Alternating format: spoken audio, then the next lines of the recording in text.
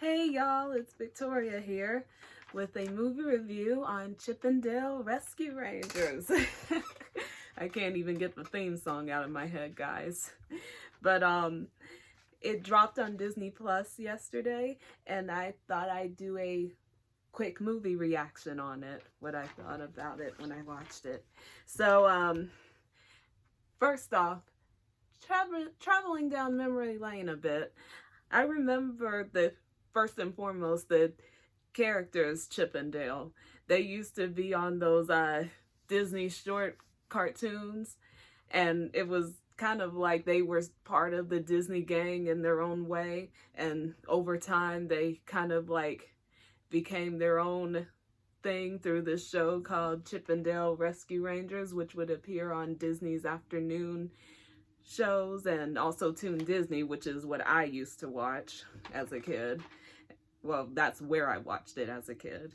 And I always loved the show. And I always liked the characters of Chip and Dale because I felt like they were this funny duo. I always thought they were brothers, but hey, as far as memory goes, I used to think that Chip was a girl, so I was totally wrong on that. So either way, but the characters, they were always seen as the two that were creating mischief for other people or were into stealing food, whether it was acorns, whether it was apples, whether it was popcorn, and they always somehow prevailed in a way, or at least in the cartoons that I've watched. And so people like them. I mean, aside from other chipmunk animated characters that people love, like Alvin and the Chipmunks, of course, they were also a big deal with Disney. So let's just get into it, all right? So Chip 'n Dale Rescue Rangers is a live-action combined with different styles of animation, action, adventure, comedy movie. Whew. Try to say that multiple times. I mean, different styles of animation, y'all. And it's about the beloved chipmunk duo, Chip, voiced by John Mulaney, and Dale, voiced by Andy Samberg, and who, after 30 years of them going their separate ways after the cancellation of the titular show, are forced to come back together when an old friend from the show goes missing. And this ends up leading into an even bigger crime operation of other tunes that are going missing, with the police behind on figuring out how to solve the case. It is up to, of course, Chip and Dale, along with Detective Ellie Steckler, who's played by Kiki Lane, if you remember her from If Beale Street Could Talk. And it's up to them to save these missing tunes from whatever nefarious scheme a supposed villain or group has for them. So this won't be a spoiler review, just letting you guys know. I'm just basically talking about the stuff that I enjoyed about the film. And where to start?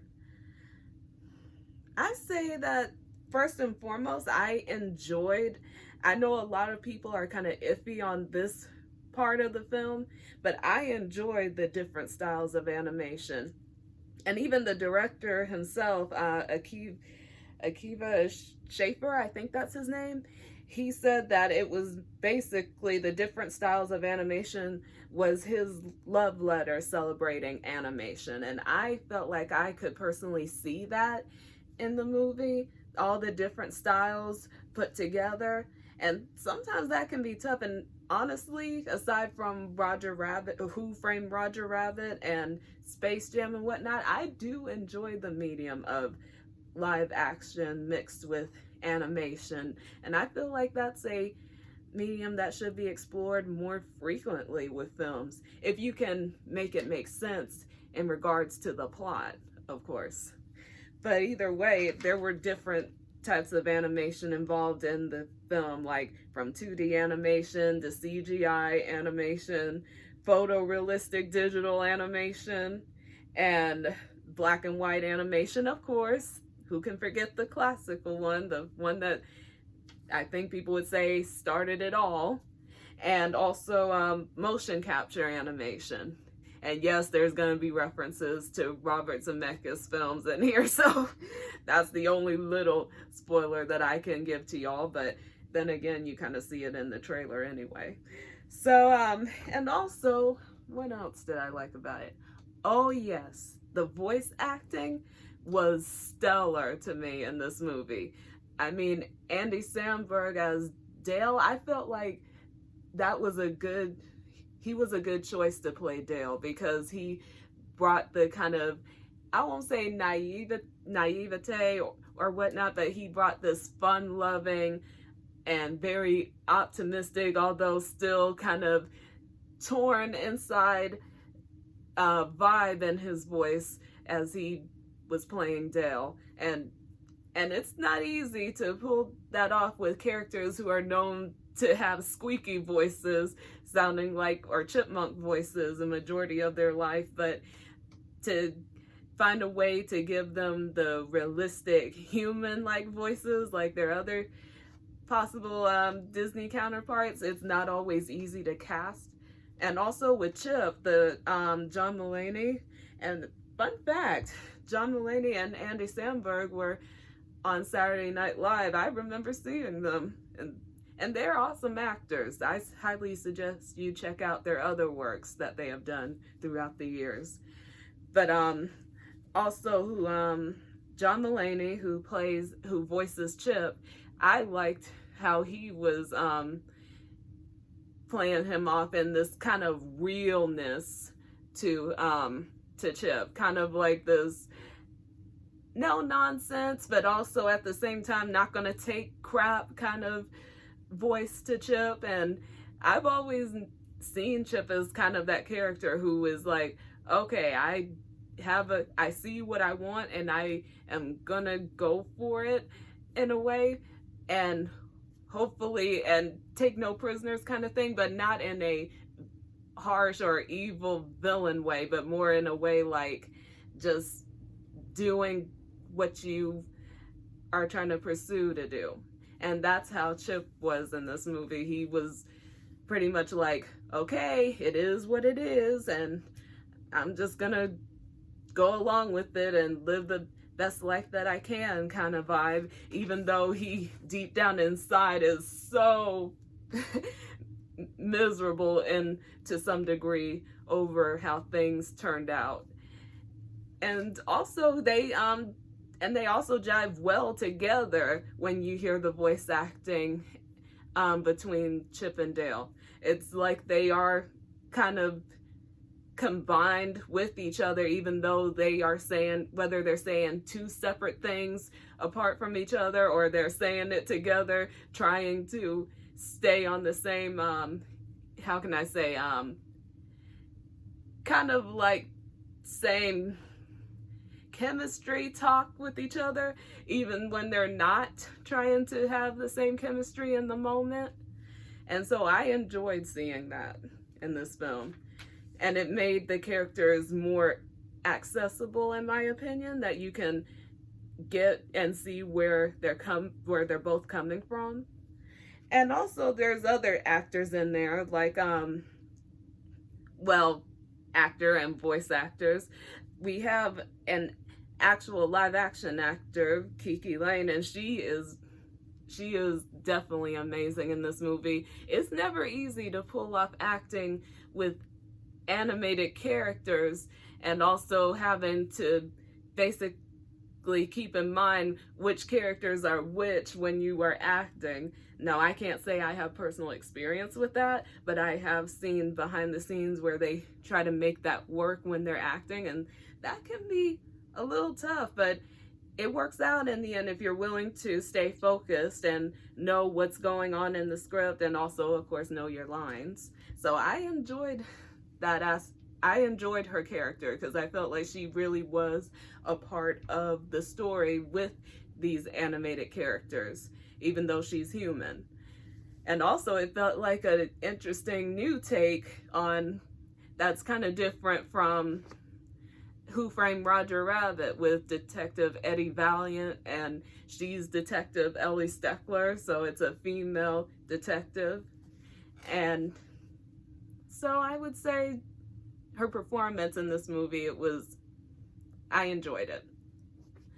Now, let's see who else was in there. Oh yes, and there is also J.K. Simmons. If you know his name, you know he has been in a lot of stuff, from different shows like Law and Order to BoJack Horseman, or been in movies like Spider-Man, and he's in this film voice acting a character that's so hilarious. I won't reveal his name, but I will say that he is the captain of the police, and he is not what you expect when you think captain of a police. But either way, the character, he is definitely amazing in his own right, and I enjoyed his little straight moments of just playing the comedy off and just being serious, and then the next minute it's like something funny happens with him. And so he's good as well. And Will Arnett, he's playing the villain in this movie. I won't say who he's playing, but he also does a really great job as this character, because when you find out who he is and also find out the character's backstory in a way, you can somewhat see how they thought that Will Arnett was a good choice for this character, because you'll see, it'll kind of make sense in a way. And however, it was a shocker to me who he played. I'll just to add that in. And of course, who can forget Seth Rogen, who has been in other animated films throughout the years, and as well as live action films. And he's also really good in this one for the time that he is on screen. And you get a good laugh out of him here and there. So he was also good as well. And let's see.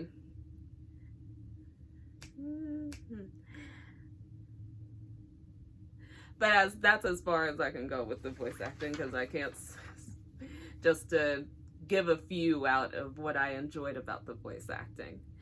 And then also another thing that I enjoyed about the film was I personally enjoyed the animated character cameos, the different cameos that were made in the film by all different type of animated characters, even some that I'm like, how did they get involved in this? Because they're not Disney, they're not how did they get involved in this? But after a while, I just was like, okay, I can believe it, because this is a world where humans and animated characters live together, and it makes it clear that that's how it is, like how it was in Who Framed Roger Rabbit.